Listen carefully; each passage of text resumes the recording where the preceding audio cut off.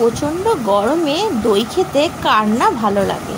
আর সেই দইটা যদি ঘরে পাতা, খুব মিষ্টি দই, সুস্বাদু আর দোকানের মতন একদম পারফেক্ট শক্ত দই যদি বানিয়ে নিতে চাও, তবে তো এই ভিডিওটা তোমাকে শুরু থেকে শেষ পর্যন্ত অবশ্যই দেখতে হবে।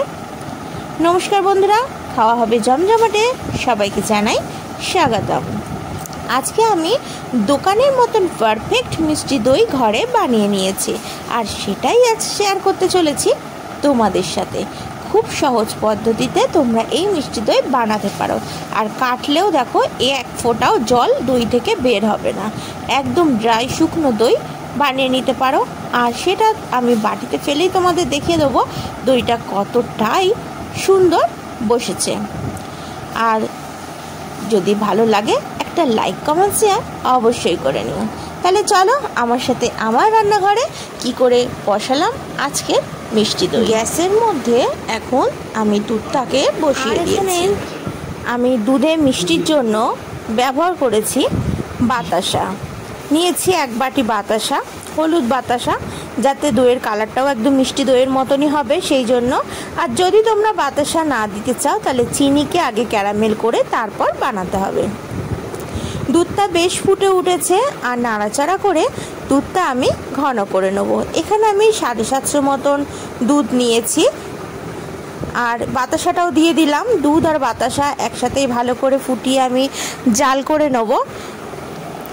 তবে তোমরা মিছরি বা নকুলদানাও এখানে ব্যবহার করতে পারো, তাতেও দইটা কিন্তু খুব ভালো হয় যদি সাদা দই তৈরি করতে চাও। তবে দোকানের মিষ্টি দইগুলো একটু হালকা কালার হয় বলে আমি এখানে বাতাসা দিয়েই বানাচ্ছি। আর এখন তো বাজারের বাতাসা একটু কালার থাকেই, যাতে দইয়ের কালারটা একদম পারফেক্ট হবে। এখানে দুটো এলাচ ফাটিয়ে আমি দিয়ে দিচ্ছি ফ্লেভারের জন্য। আমি এখানে দই বসানোর জন্য 750 দুধ নিয়েছি, আর জাল করে সেটাকে আমি 450-তে কনভার্ট করে নেব। কারণ দই মিষ্টি দই বসাতে গেলে একটু দুধটাকে বেশ ঘন করে জাল করে নিতে হয়। তবে মিষ্টি দই নয়, টক দই বসাতে গেলেও দুধটাকে একটু ঘন করেই জাল করে নিতে হয়, তাতে দইয়ের স্বাদটা হয় খুবই সুন্দর। আর একটুও দই কাটার পরে যে জলটা বের হয় সেটা একটুও বের হবে না, আর একদম খেতে অপূর্ব টেস্ট হবে। দুধটা দেখো বন্ধুরা এখনও আমি জাল করে নিচ্ছি। যদি আজকের এই মিষ্টি দই রেসিপিটা তোমার ভালো লেগে থাকে, আর আমার চ্যানেলের আজকের ভিডিওটা প্রথম দেখছো, চ্যানেলটিকে অবশ্যই সাবস্ক্রাইব করে পাশে থাকা বেল আইকনটিতে ক্লিক করো। যখন যে রেসিপি আপলোড করব তার ইনস্ট্যান্ট নোটিফিকেশান পৌঁছে যাবে সবার প্রথম তোমার কাছে। আর যারা পুরনো বন্ধু আছে তোমাদের জানাই অনেক ধন্যবাদ আমাকে এগিয়ে নিয়ে যাওয়ার জন্য, আমায় সাপোর্ট করে পাশে থাকার জন্য। আর দেখো দুধটা এখন বেশ ফুটে গেছে, এখন আমি এটাকে গ্যাস অফ করে ঠান্ডা করতে দিলাম। আর এখানে আমি 2 চামচ মতন টক দইয়ের ছাঁট নিয়ে নিয়েছি।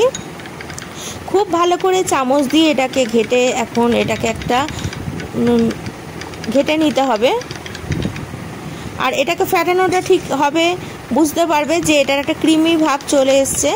আর ক্রিম মতন আসলে ততক্ষণ না আসবে ফাটাতে হবে।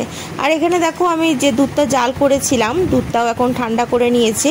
তবে দুধের মধ্যে একটু আঙুল টাচ করে দেখবে যে আঙুল ডোবানোর মতন উষ্ণ গরম দুধে অবশ্যই থাকতে হবে।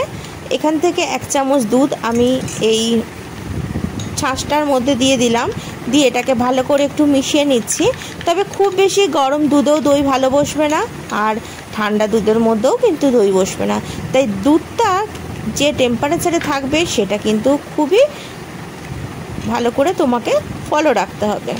আর ছাঁটটাও দিয়ে দিলাম, এখন ভালো করে এটা মিশিয়ে দিচ্ছি সমস্ত দুধের মধ্যে। ছাঁটটা দেখো খুব সুন্দর করে মিশে গেছে। আর দইটা বসানোর জন্য আমি একটা মাটির ভাঁড় নিয়েছি। আর তোমাদের তো প্রথমেই বলেছি মিষ্টির দোকানের মতন দই বসাবো, তাই মাটির ভাঁড়টাতেই আমি আজকে দইটা বসাচ্ছি। এখানে দেখো 1 ভাঁড় দুধ ঢেলে দিলাম, আর এটাকে এখন আমি চাপা দিয়ে রেখে দেবো ওভারনাইট। তবে তোমরা যদি 8 ঘন্টা মতন চাপা দিয়ে রাখলেই এটা দইটা সুন্দর বসে যাবে। দেখো দইটা আমার এখন বসে গেছে। তবে দইটা খেতে ঠান্ডা ঠান্ডাই বেশি ভালো লাগাচ্ছি, তাই আমি ফ্রিজে রেখে দিয়েছিলাম দইটা ঠান্ডা হওয়ার জন্য, তাই ভাঁড়টার গায়ে তোমরা এখন জলের বিন্দু দেখতে পাচ্ছ। আর দইটা দেখো আমি কাত করে দেখাচ্ছি যে ভাঁড়টা কাত হওয়া সত্ত্বেও উপর করে দিয়েছি, তবুও একটু দই এখান থেকে বের হয়ে পড়ে যাচ্ছে না। আর এখন তোমাদের আমি দইটা কেটেও দেখাবো যে দইটা ভিতরটা কতটা শুকনো হয়েছে। যে এরকম পদ্ধতিতে দই যদি তোমরা বসিয়ে থাকো তাহলে দই থেকে এক ফোঁটা জলও বের হবে না। একটা চামচ দিয়ে আমি দইটা তোমাদের এখন কেটে দেখাচ্ছি। দেখো সুন্দর ক্ষীরের মতন দইটা উঠে এসছে, আর সত্যি খেতে এটা খুবই সুন্দর হয়েছে। তোমরা এইভাবে বানিয়ে দেখতেই পারো। ঘরে তৈরি দইয়ের কিন্তু টেস্ট অবশ্যই অসাধারণ হয়। দোকানে তো তোমরা দই খেয়েছো, তবে এরকম মিষ্টি দই একবার হলেও ট্রাই করো। আর ভালো লাগলে লাইক কমেন্ট শেয়ার করতে কিন্তু একেবারেই ভুলো না। ভিডিওটি সম্পূর্ণ দেখে খাওয়া হবে জমজমাটের সাথে থাকার জন্য তোমাকে জানাই অনেক ধন্যবাদ। দেখো দইটা আমি তোমাদের কেটেও দেখিয়ে দিলাম যে কতটা ভিতরটা সুন্দর হয়েছে।